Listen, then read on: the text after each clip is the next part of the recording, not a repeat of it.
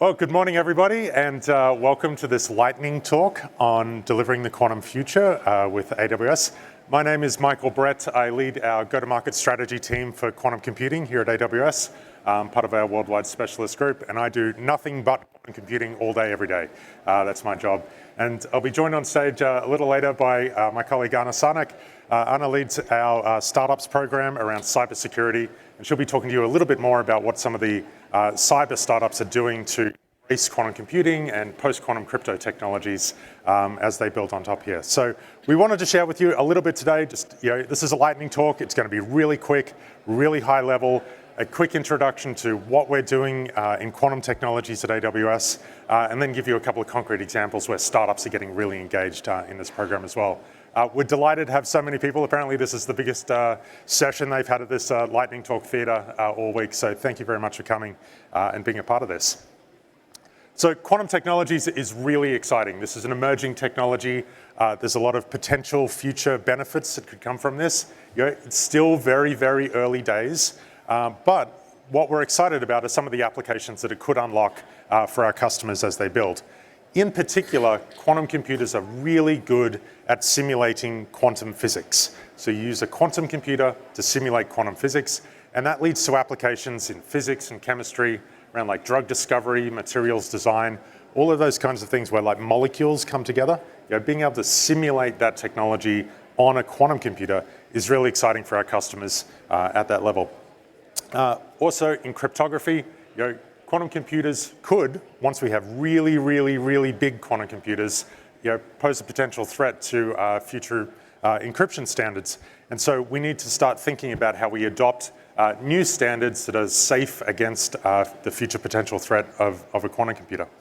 But then there's a lot of other good applications as well, particularly around optimization, machine learning, being able to use quantum computers to solve some of the really big computationally intensive problems that we use in traditionally high-performance computing, and being able to incorporate quantum computing along the way.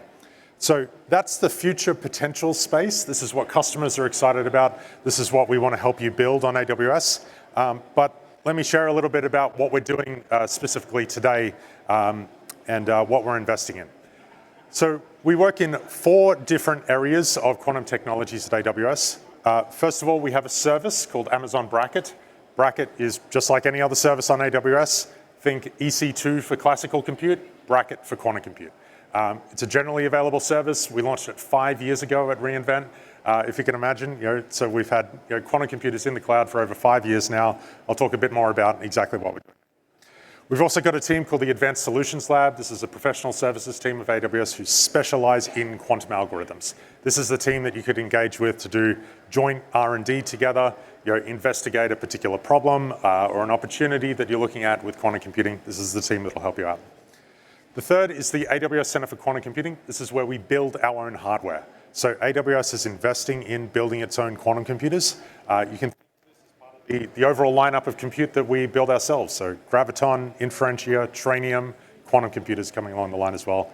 I'll show you some photos of that on the next slide. And then finally, we've got a basket of activities around post-quantum cryptography and quantum networking.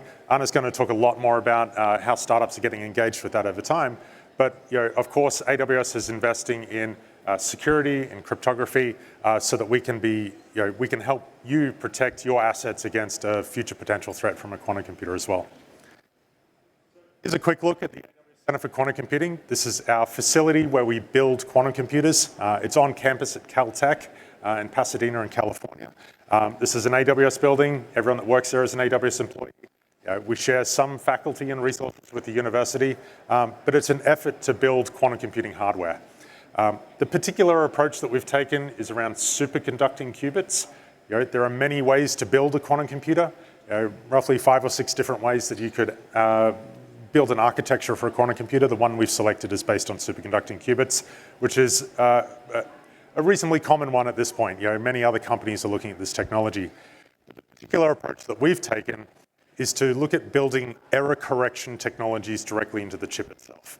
And so you can see up on the slide here, the actual quantum chip is about the size of your thumbnail. It's a piece of silicon. There's some exotic materials that sit on top of that, and you lay down a quantum computing circuit rather than a classical compute circuit. And we're starting to embed error correction technologies directly onto the chip itself. We had a really great announcement earlier this year around a chip that we called Ocelot. The Ocelot chip was a demonstration chip to show some of those error correction technologies in action. And we got some extremely promising results from that. We're essentially able to knock a few orders of magnitude off the resources required to do error correction on board the chip itself. So you can see the link there. Look up the AWS Ocelot quantum computing chip to read a little bit more about what we do. So what can you do today? Well, you can access quantum computers through a service called Amazon Braket. And Braket is just like any other service on AWS. It is there to get access to pay-as-you-go, no upfront commit, on-demand quantum compute services. So the idea is to deliver a consistent experience for you. So consistent in the sense that it looks and feels and operates just like AWS. It is AWS. But it's consistent across many different types of quantum computer. So today we offer a range of different quantum computers and different modalities, and we provide a consistent experience across all of those different technologies. So a single API, a single software development kit, a whole bunch of different ways that you can access those. So today we've got third-party quantum computers. I'll share that on an upcoming slide. And of course, our AWS-built quantum computers will be added to that lineup over time as well. We're not making any announcements at this reInvent about when those computers will be available, but in good time, we'll of course make those available through Braket. And then the customer workloads that we see today on Braket are mostly in research. Most of my customers are researchers. They're at universities, they're at national labs, and they're doing science on these computers. So they're accessing the quantum computers to do physics experiments in the quantum computers themselves, do computer science experiments to design new algorithms, and they're also looking at applications and trying to benchmark at a classical. Yeah. So we connect the available quantum computers to these customer workloads and provide a consistent experience on Braket. So you can access that today as you need. Looks like my microphone's coming in and out. So how do we build it up? So at the infrastructure layer of Braket, we've got a range of quantum computers, QPUs. We also have a range of simulators. The simulators run on classical compute on AWS, and that allows you to test and debug at relatively low cost before you deploy to the quantum computing hardware itself. And then every quantum computing algorithm is a hybrid algorithm, which means we need both quantum and classical working together. And so we provision a bunch of CPUs and GPUs to run alongside the quantum computers as well and help you orchestrate that overall workflow. Sitting on top of that infrastructure layer are all of our capabilities around software. So AWS standard API, we've got our own software development kit, a whole bunch of notebooks in Jupyter Labs so that you can start to explore and try things out. And then we connect into a range of third-party software libraries as well. So you can connect into programming languages like OpenQASM or Qiskit, if you've worked with the Qiskit quantum computing software libraries, CUDA-Q from NVIDIA. This allows you to bring any software development environment that you like in quantum computing onto Braket as well. And then finally, up in the top right there, a whole bunch of companies that we work with that build on top of Braket and provide a value-added service on top of there. So these are AWS partners that have built software that helps these quantum computers run better. And I saw one of our friends in the crowd today from Q-Control. So Q-Control on the top right there. Q-Control build error correction software for quantum computers. And so that helps our computers run faster, get more accurate results, and get better experience for companies as well. So we're really excited to build with some of these startups that are looking at extending what we make available through the infrastructure layer. So we really appreciate them, and Anna will share a couple more examples about startups getting engaged with us. So how should you think about quantum computing in the cloud? Well, it's just another computer, right? It is just another instance type that you can work with. So already today we have a range of accelerated compute that you can work with, CPUs and GPUs and other special purpose accelerators like Inferentia and Trainium. Well, quantum computing is just one more instance type across that. And so when you think about where quantum computing fits into your overall strategy, think about it in that context of high performance computing, having a portfolio approach, allocating the right algorithms, the right workloads to the right processes to do that work. So quantum computing is not going to replace what you do already. It's more going to augment and be able to provide an accelerator to some of the workloads that you're most interested in. So where are we today? Well, quantum computing today is more about investigating quantum computing itself. The number one application that we have for quantum computers today is to study quantum computers. So we're essentially studying the hammer. We've built a tool and we're studying the tool. But in the future, we're going to start using that hammer to look at some of the applications that I mentioned on the very first slide around chemistry, machine learning, optimization. And so we are here. We're at the point where we've gone from characterizing hardware and understanding it to now starting to research the quantum algorithms that get better and better and allow us to start to take on some of the potentially useful customer applications. So we're right at this cusp. The next set of use cases are going to be in science. So it's like looking at how do we use quantum computers to accelerate scientific discovery itself. So particularly in areas like high energy physics or chemistry simulation, these are value-added workloads that national labs, the Department of Energy, NASA are going to be using quantum computers to do large-scale work with, and then eventually getting up to solving industry-relevant problems. So like our big enterprise customers will start to use that work. So what we have available today on Braket, we've got 8 different computers from 5 different providers. So these are all different quantum computers. These are different brands of quantum compute. So we have 2 different kinds of ion trap-based quantum computer. On Q, we just launched 2 weeks ago a new computer from a company called Alpine Quantum Technologies, AQT. They're a European-based quantum computing provider. This just went on Braket 2 weeks ago. It's our latest device that's available there. Then 2 superconducting-based computers, one from Braket and one from IQM. And then finally, a neutral atom-based quantum computer, which does some really interesting work around like analog programming on that. So what we have for you is a wide selection of different quantum computing technologies. You can access all of these on demand, you can explore, you can see why they're different, you can start to get a sense for the differences between them and the potential future opportunities there. So these are all available on Braket today. You can access them on demand, you can start to program them and get a sense of why this is different and why it's such a different technology. So before I hand over to Anna, just a couple of last points about the overall pathway that we're on right now to do research and development together to get ready for quantum computing. We're right at the cusp of being able to do some of these like large-scale scientific workloads. And so what we do together with customers is to discover use cases. We'll consult with you, talk to you about the potential future applications of quantum computing. Then we'll research and design algorithms and do benchmarking work so that you can understand how this is going to impact your business.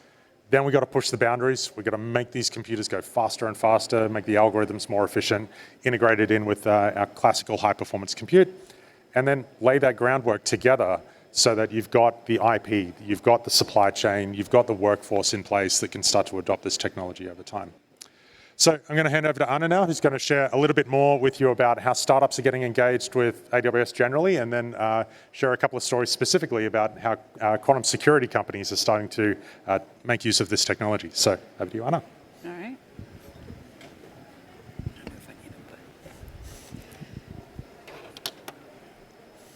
Thank you, Michael. So just to give you a little bit of an overview for our startup program, we have several thousand cybersecurity startups globally building on AWS today. And the way that my team engages is we're responsible to hold relationships with the top investors that are investing in cybersecurity innovation, are collecting feedback from security practitioners, where post-quantum crypto is one of the top 5 topics that has been coming up this year. And we're also responsible for identifying the upcoming top founders that are going to be building on AWS and supporting them in the right way of resourcing, whether it's connecting to resources like Braket or engaging with our product leader, with our leadership to help ideate on what direction AWS should be innovating down the line in the future. So I just want to build on that story and share a couple of slides about the companies that are earlier on in their journey with Amazon as far as a partner, as far as a startup that are building in the post-quantum crypto space. The first one is Q-Secure. So this is one of the companies that is providing end-to-end protection for the post-quantum cryptography. the great thing about these technologies that are popping up today is that they can be deployed in any hybrid environment. They're available on-prem, they're available on cloud, and enterprises are able to start adopting these technologies in their existing infrastructure to be ready for when the post-quantum cryptography problem is becoming more prominent today. So what we're doing here is we're bringing in startups, we're enabling our enterprise customers to access them and engage with them so that they're able to be more forward-looking and proactive in their security problems.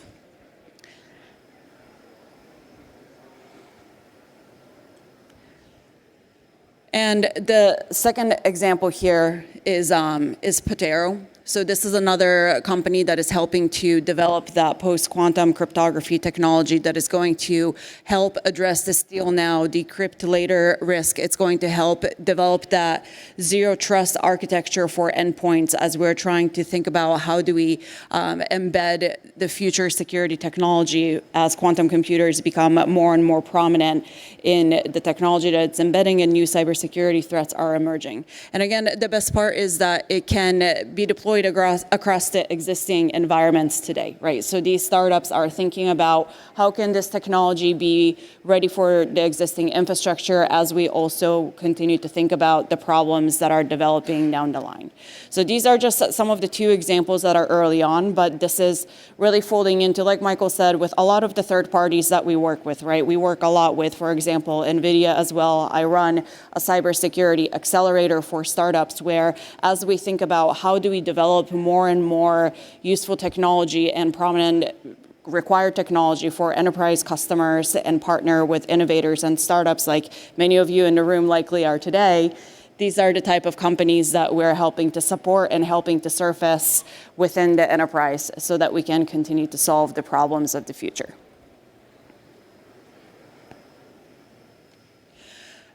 So I'm going to wrap it up, and here's some resources that you can access around the topics that Michael discussed for Braket, and we're happy to answer any questions that you have around the startup program or any of the quantum computing services that we offer today and down the line. And thank you for attending. There is also additional quantum computing sessions that are available for you at reInvent. If you scan the QR code, there will be additional technical sessions that Michael and the team that he works with are working on. So thank you.